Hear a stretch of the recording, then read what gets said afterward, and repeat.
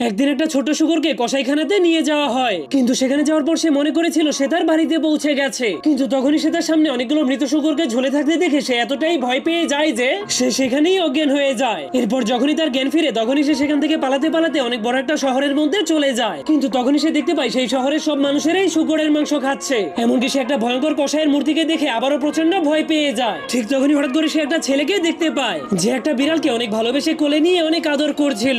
যা দেখার পর শুকরটা অনেক অবাক হয়ে যায়, কারণ তার বিশ্বাসই হচ্ছিল না যে মানুষেরা বিড়ালকে এতটা ভালোবাসে। এটা দেখার পর তার সাহস বেড়ে গেলে সেও মানুষের ভালোবাসা পাওয়ার জন্য একটা পশু পাখির দোকানের মধ্যে ঢুকে যায়। তখন সে ওই দোকানের মধ্যে অনেকগুলো পশু পাখিকে দেখতে পায়, যা দেখার পর সে অনেক খুশি হয়ে যায়, কারণ শুকরটার মনে হচ্ছিল কোনো মানুষ তাকেও পালার জন্য এখান থেকে নিয়ে যাবে। ঠিক তখনই সেখানে একজন লম্বা চুলওয়ালা মানুষ চলে আসে। সে একটা কুকুরকে এখান থেকে কিনতে চাইছিল। এজন্য ছোট শুকরটা বুদ্ধি খাটিয়ে তার পায়ের কাছে গিয়ে তার পাটাকে জড়িয়ে ধরে। এরপর কুকুরটাকে না নিয়ে তাকে এখান থেকে নিয়ে যাওয়ার জন্য নিজেকে কিউট দেখানোর চেষ্টা